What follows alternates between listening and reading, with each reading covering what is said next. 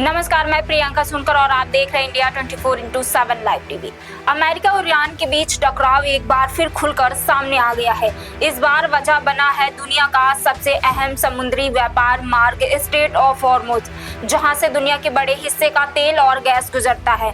अगर यहां तनाव बढ़ता है तो इसका असर सिर्फ मध्य पूर्व में ही नहीं बल्कि पूरी दुनिया की अर्थव्यवस्था पर पड़ सकता है।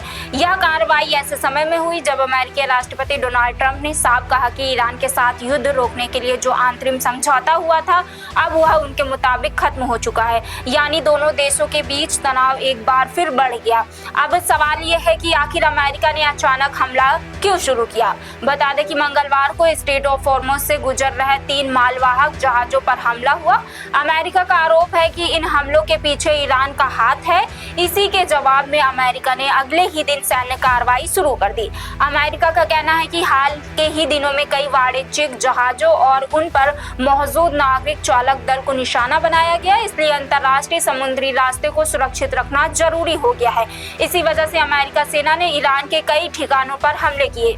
राष्ट्रपति ट्रंप के आदेश के बाद अमेरिकी सेंट्रल कमांड ने अतिरिक्त सैन्य अभियान शुरू किया। अमेरिका का दावा है कि उसका उद्देश्य ईरान की उस क्षमता को कमजोर करना है जिससे वह भविष्य में स्ट्रेट ऑफ हॉर्मुज़ में जहाजों की आवाजाही को प्रभावित कर सके। रिपोर्ट्स के मुताबिक अमेरिकी हमलों में दक्षिण पूर्वी ईरान के ईरान शहर स्थित IRGC के सलमान कमांड मुख्यालय को निशाना बनाया गया है। इसके अलावा चबहार, कोणार्क, बंदर अब्बास, जास्क, सिरिक और क्रेस्म जैसे कई इलाकों में भी हमले किए गए हैं। इन हमलों के बाद दक्षिणी ईरान के कई शहरों में तेज धमाकों की आवाजें सुनाई गई।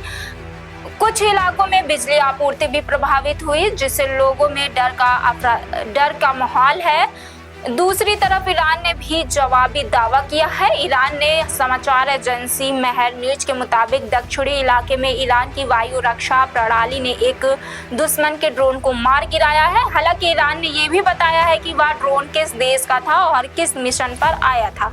इस पूरे घटनाक्रम के बीच ईरान के विदेश मंत्री ने अमेरिका और राष्ट्रपति ट्रंप को कड़ा जवाब दिया है। उन्होंने कहा है कि ईरान किसी भी धमकी या आपत्तिजनक भाषा से डरने वाला नहीं है।